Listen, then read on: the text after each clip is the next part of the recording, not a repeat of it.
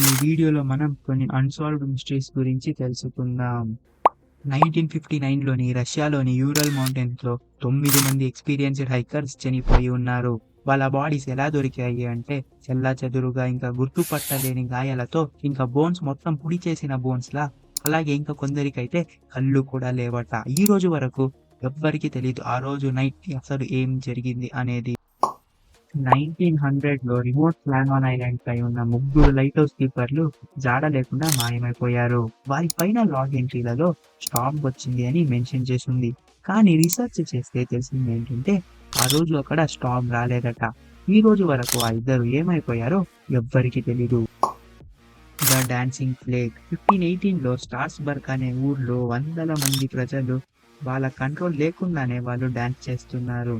అలాగే వాళ్ళు అలా డాన్స్ ఎందుకు చేస్తున్నారో వాళ్ళకి కూడా తెలీదు. ఇంకా కొంతమంది అయితే వాళ్ళు చనిపోయే వరకు వాళ్ళు డాన్స్ చేస్తూనే ఉన్నారు. వాళ్ళు ఇలా డాన్స్ ఎందుకు చేస్తున్నారో ఇది ఒక మిస్టరీగానే మిగిలిపోయింది. దీని గురించి మీరేమనుకుంటున్నారో కింద కామెంట్ చేయండి.